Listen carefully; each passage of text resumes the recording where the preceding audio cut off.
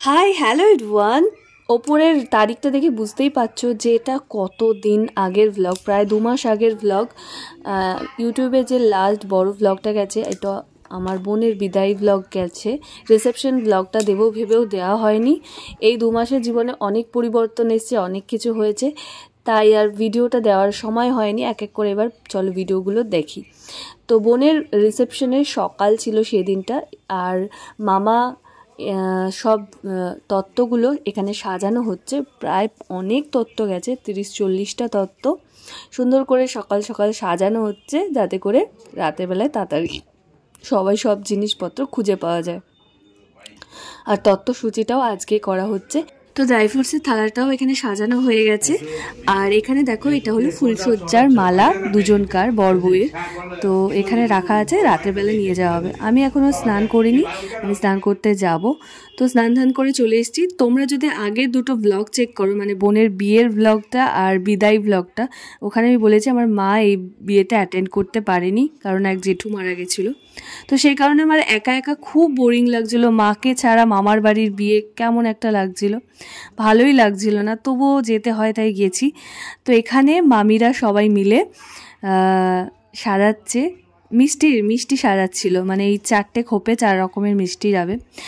আর আমি এখন চলে এসেছি দুপুরের খাওয়ার খেতে। সকালবেলার খাওয়া হয়ে গেছিলো, সেটা আর ক্যাপচার করা হয়নি। এখানে দাদু সবাইকে খাবার টাওয়া দিচ্ছে, চলো দেখি মেনুতে কী কী আছে। সয়াবিন আলুর তরকারি, চাটনি, ডাল, আর ওদিকে রয়েছে শাক। আমার দাদুর বাড়িতে আমি জন্মে থেকে দেখেছি, বা আমার মারা সবসময় নিরামিষ খেয়ে এসছে, কারণ ঠাকুরের ভোগ হতো। তো এখন বিকেল 5টা বেজে গেছে, এখন রেডি হচ্ছি। মামামের বাবা একটু পরেই চলে আসবে। আর মামাম এখানে দেখো, ওকে একটু পরে রেডি করবো। আমি ভাবলাম যে আমি একটুখানি মুখের মেকআপটা করে নিই, সেজে নিই, তারপরে ওকে সাজাবো। তো আমি হালকা করে সেজে নিচ্ছি। আর আজকে না লেহেঙ্গা পরবো। অনেক দিনের ইচ্ছা ছিল লেহেঙ্গাটা পরবো, কিন্তু কখনোই সময় হচ্ছিল না। তো ভাবলাম বোনের বিয়েতে লেহেঙ্গা পরি, ও পরছে, আরও এক আমার বড়দি এসছে, ও লেহেঙ্গা পরবে, তো সবাই মিলে লেহেঙ্গা পরা যাবে। কার বিয়ে হয়েছে কি বলছিলা? আমার পিসির বিয়ে হয়েছে। দিয়ে বর, পিসির বর হলো হ্যাঁ লিজ বানাই। তাই হেভি ব্যাপার তো। তুমি বানাও? নিজে যতটা পারি মেকআপ করতে সাজতে সেইটুকুনি নিজে সেজে নিয়েছিলাম। চুলটা করা খুবই একটা ডিফিকাল্ট কাজ নিজে একা একা, সেই জন্য মামি যাকে হায়ার করেছিল নিজের সাজগোজের জন্য তাকেই বলেছিলাম চুলটা একটু করে দিতে। মানে মামি আগে থেকেই বলে রেখেছিল, তো সেই কারণে তার কাছে চলে গেছিলাম। সে আবার আমার কলেজের ফ্রেন্ড। চুলটা বাঁধতে বাঁধতে দেখলাম মামা মামিকে সাজিয়ে দিচ্ছে। মানে আজকে বেয়ানের সাথে দেখা হবে বলে কত সাজগোজ করছে সব। এরকম বিরল দৃশ্য দেখা যায় না, বছরে একবার আছে মামি। এবার চলো সবাই মিলে রেডি হয়ে গেছি, তত্ত্ব নিয়ে যাব বোনের বাড়িতে। লজে হবে, যেখানে অনুষ্ঠান হয়েছিল বিয়ে সেখানেই আবার বৌভাতের অনুষ্ঠান।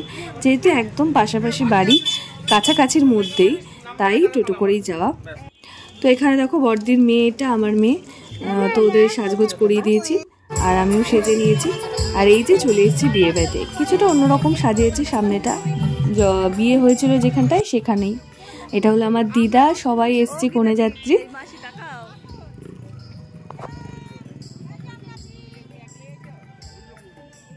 এখানে বড়দি চলে এসেছে নিজের মতন করে সেজে, ওকে তো দারুণ লাগছিল, ও লেহেঙ্গা পরেছে। আর এখানে মামিও হাই করছে। আর এটা হলো মাসির ছেলের বউ। এবার চলো ভেতরে যাওয়া যাক। যেহেতু মা বাবা নেই, সেহেতু সব সময় মামামের জন্য তটস্থ থাকতে হতো, কোথাও চলে যায় না। কি বাবা মা থাকলে কি ওরা একটু দেখতে পারতো, ও তো অচেনা কারোর কাছে যায় না, এখানে তো সবাই অচেনা। তো তারপরে একেবারে বোনের কাছে চলে গেলাম। ওখানে দেখছি ও ফটোশ্যুট করছে, ওর লেহেঙ্গাটা ওকে মিলে সব কিছু নিয়ে খুব সুন্দর লাগছিল। তারপর ওর কাছে গেলাম, গিয়ে ফটো তুলছিলাম। তো মামাদের এবার বলি যে আমার মামার বাড়ির দিকটার কথা বলি। আমার দাদুরা 2 ভাই। আমার দাদুর দাদা, তার 3 ছেলে, ঠিক আছে। আর আমার দাদুর 3 ছেলে মেয়ে, মানে আমার মারা 2 বোন, আর আমার মামা, সেই মামার মেয়েরই বিয়ে। তো বোঝাতে পারলাম। আর বড়দি বলছি, সেটা হচ্ছে আমার দাদার বড় ছেলের মেয়ে, তো দেখো এখানে সবাই ফটো তুলছে। আর এটা হচ্ছে আমার দাদু, আর এটা হচ্ছে বড়দির বর, আর এটা আমার বর। তো সবাইকে নিয়ে ফটো তুলতে বললাম যে এই স্মৃতিগুলো না থেকে যাবে, কবে আবার কার সাথে কার দেখা হবে তার নেই ঠিকানা। এই দেখুন এখন 2-2.5 মাস হয়ে গেল, প্রায় 3 মাস হতে চললো, এখনও কেউ কারোর মুখ দেখেনি। সেই বিয়েতে দেখা হয়েছে। তো বড়দির সাথেও অনেক ছবি তুললাম, ভিডিও করলাম। তো ওদের বাড়ি হচ্ছে কলকাতায়, আর তাই কলকাতা থেকে এখানে এসে সবাই একসাথে জড়ো হওয়া একটা আলাদাই আনন্দ, তাই না? তো সবাই মিলে এবার ফটো তুলে এবার যাব খেতে। আমাদের 2 শালি না, সরি 1 শালি। আরে ভয়েস তো দেবেই, আমার ভয়েস তোরই রাখবে।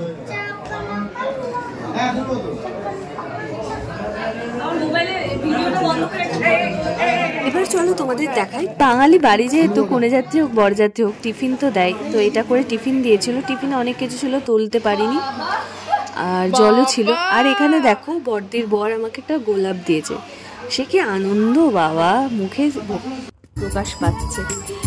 আর এবার চলো ফুচকা খেলাম। তো ভেজ পকোড়া ছিল, একদিকে চিকেন পকোড়াও ছিল। তো ভেজ পকোড়াটা রয়ে যাচ্ছে, আর চিকেন পকোড়াটা আনতে আনতেই শেষ হয়ে যাচ্ছে। তো দেখো কত ভেজ পকোড়া, কিন্তু চিকেন পকোড়া শেষ হয়ে গেছে, আনতে গেছে আবার। তো ভেজ পকোড়াটাই নিয়ে মনটা ভরালাম। এই যে আবার চিকেন পকোড়া চলে এসছে, এখন আবার চিকেন পকোড়া নিতে চলে এসছি।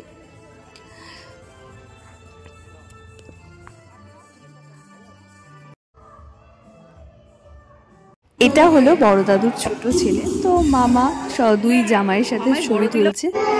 আর এদিকে দেখো আমার সাজটা কেমন হয়েছে, পুরোটা তোমাদের এখনো দেখাতে পারিনি, কারণ ভিডিও করে দেওয়ার মতন কেউ নেই, যে আমি নিজেকেই নিজে দেখাচ্ছি। তো আমার সাজটা আজকে ভীষণই পছন্দ হয়েছে, লেহেঙ্গাটাও খুব সুন্দর হয়েছে, আর ভীষণ সস্তায় পেয়েছি। আর বোনেদের প্রি ওয়েডিংয়ের যে ভিডিওগুলো সেগুলো এই টিভিতে চালিয়ে দিয়েছিল। তো তারপরে এই দেখো আমার ফুল লুকটা তোমরা এবার আশা করি দেখতে পাবে। তারপরে দেখো বরকে ভিডিও করতে দিয়েছি, শানের ছবি তুলেছে। এই যে এখন করতে দিয়েছে, এখন আবার মানে ফেসবুকে যে দেয় সেই রকমভাবে ভিডিওটা করেছে।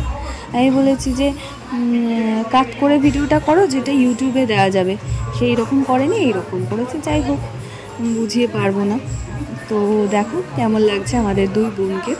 আর এবার দেখো চা আর কফি না খেলে হয় বলো তো বিয়ে বাড়ি, আবার ঠান্ডার বিয়ে বাড়িতে। কিন্তু ঠান্ডা নামেই শীতকালে বিয়ে হয়েছিল, একদমই ঠান্ডা ছিল না, ভীষণ গরম লাগছিল।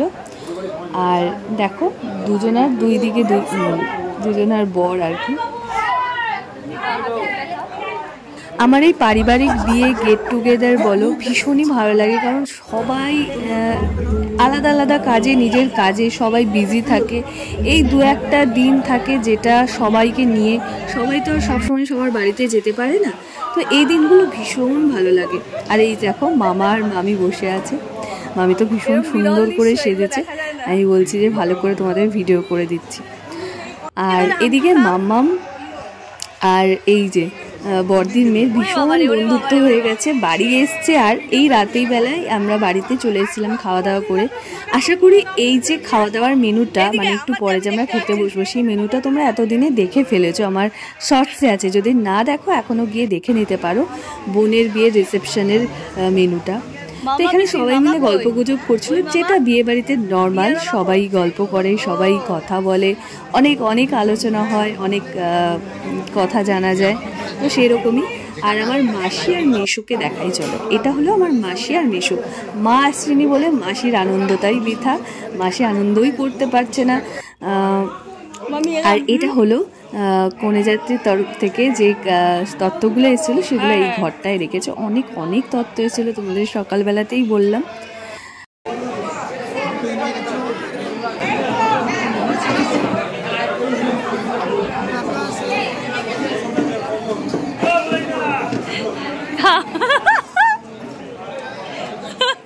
তো প্রেমের জোয়ারে গানটা গাইছিল দেবব্রত দা, মানে বড়দির বর। তো খুশ রহনা হতো ইসি সে শিখো, এত কথা বলায় সবসময় মাতিয়ে রাখবে আর কি মানুষকে। তো এদের মধ্যে আবার মানে একটা খুনসুটি টাইপের ঝগড়া শুরু হয়ে গেছে। তো চলো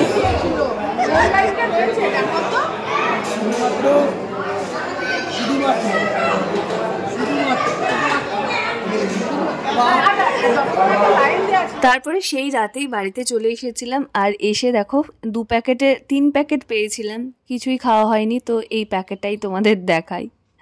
তো রাত্রেবেলাতেই বাড়িতে চলে এসেছিলাম, আস্তে আস্তে প্রায় 2-2:30 বেজে গেছিলো। আসাই প্রয়োজন ছিল, কারণ আমাদের তার 2 দিন পরেই আমাদের বাড়ির গৃহপ্রবেশ ছিল। তোমাদের গৃহপ্রবেশের ব্লগটাও শেয়ার করব খুব শিগগিরই। চলো তাহলে, কেমন লাগলো ভিডিওটা শেষ অবধি যদি এতটা দেখে থাকো, আশা করি নিশ্চয়ই ব্লগটা ভালো লেগেছে। আর যদি ভালো লেগে থাকে তাহলে একটা লাইক করো, কমেন্ট করো, সাবস্ক্রাইব করো, আর অনেক অনেক ভালোবাসা দিও। এই দেখো পুরোটাই ধরা রয়েছে, খুব সুন্দর দিয়েছে। একটা সুইস রোল দিয়েছে, একটা কাজু বরফি দিয়েছে, লাড্ডু দিয়েছে, 2টো শমপাপড়ি আর ভুজিয়া। টাটা।